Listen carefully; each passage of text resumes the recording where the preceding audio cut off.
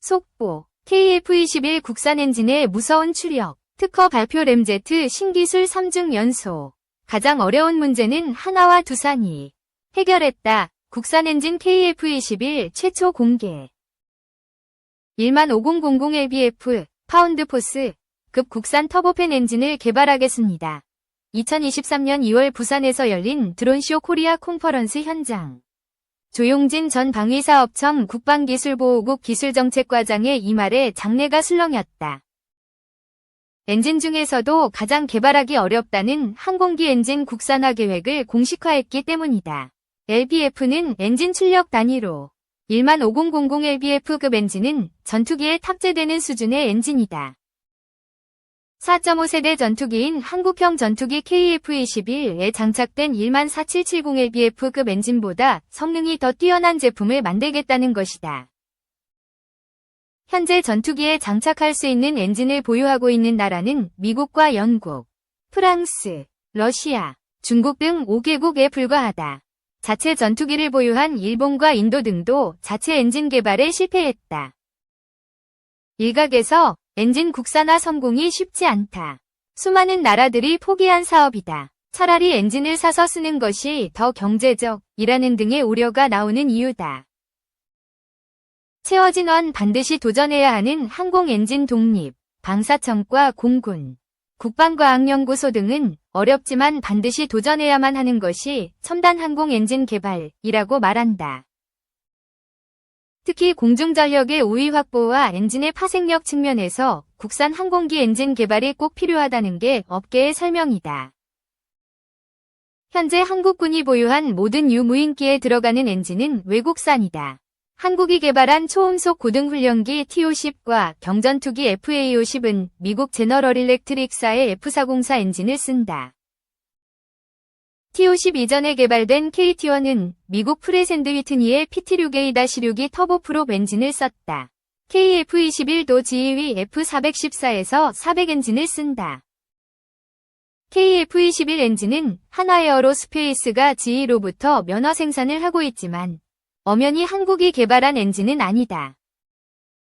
엔진은 전투기 원가의 30-40%를 차지하고 있으며 전투기 성능을 좌우하는 핵심 부품이다. 이에 미국과 유럽 국가들은 규제를 통해 첨단 엔진 기술과 부품의 수출을 통제하고 있다. 대표적인 것이 1987년 제정된 미사일 기술 통제 체제 조약이다. 미사일 기술의 확산 방지를 위한 조약으로 미국과 유럽 등 34개국이 가입돼 있다.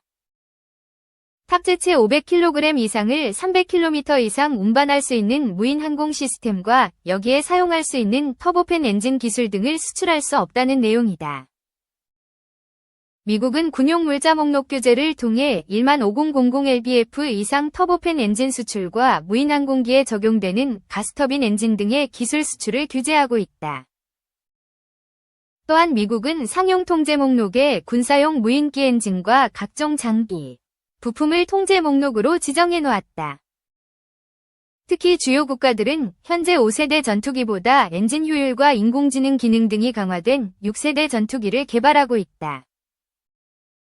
미국과 유럽 국가들이 각종 수출 규제를 바탕으로 유인기와 무인기에 쓰이는 엔진 관련 수출을 통제하면 엔진을 사서 써야 하는 한국의 공중전력 확보에 차질이 생길 수 있다. 한국만 9세대 항공무기를 가지고 있을 수도 있는 것이다. 심연석 방위사업청 첨단 항공 엔진 개발 파트리더는 미국은 최첨단 항공기인 F-21을 오반국들이 달라고 해도 한 번도 수출한 적이 없다. 첨단 엔진과 첨단 무기 도입이 그만큼 어려워지고 있다며 첨단 항공 무기가 등장하는 시기에 오반국들이 우리에게 항공 무기 체계를 판매할지 미지수다.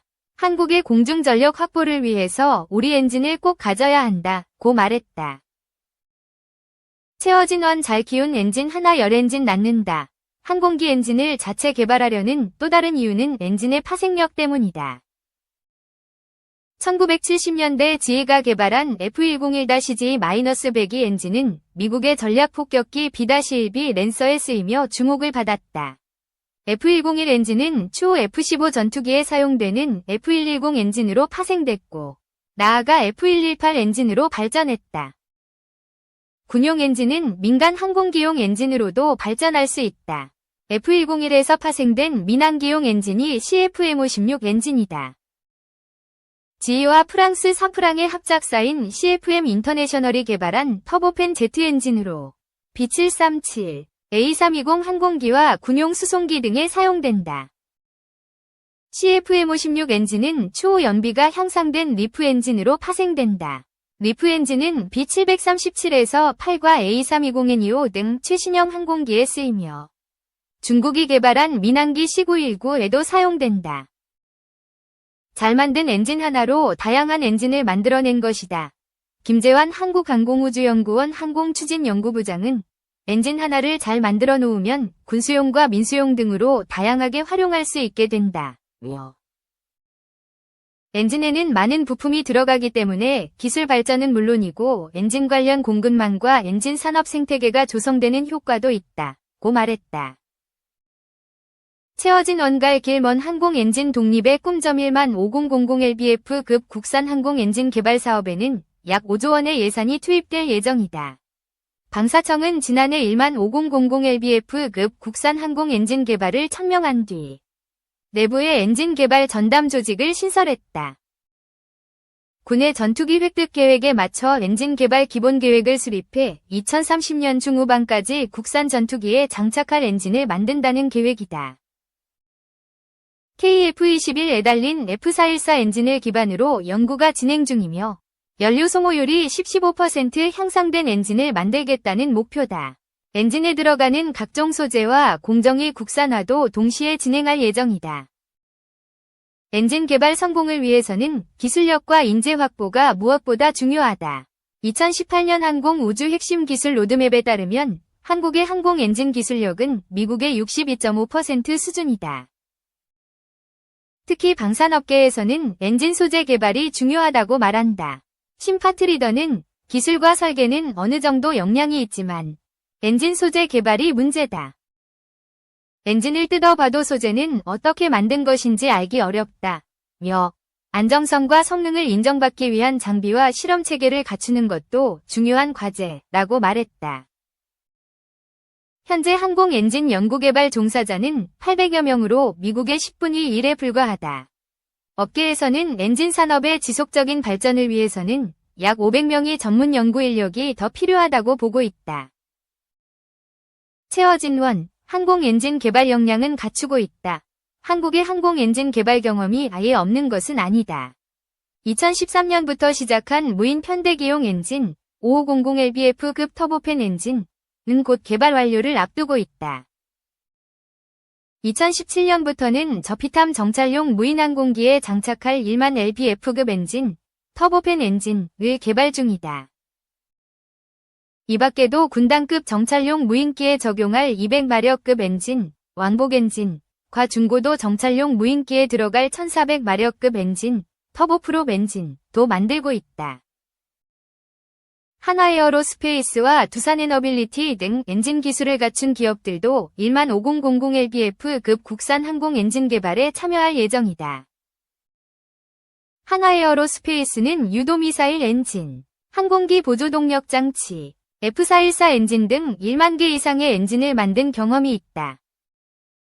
두산에너빌리티는 세계 5번째로 발전용 가스터빈 독자 개발에 성공한 기업이다. 항공기 엔진과 기술 기반 및 작동 원리가 유사한 가스터빈 경험을 활용할 계획이다. 조형희 연세대 기계공학부 교수는 10년 전 가스터빈 개발을 할 때도 기술력이 있느냐는 의구심이 있었지만 결국 해냈다며 한화와 두산은 실제로 엔진을 만들어 봤다.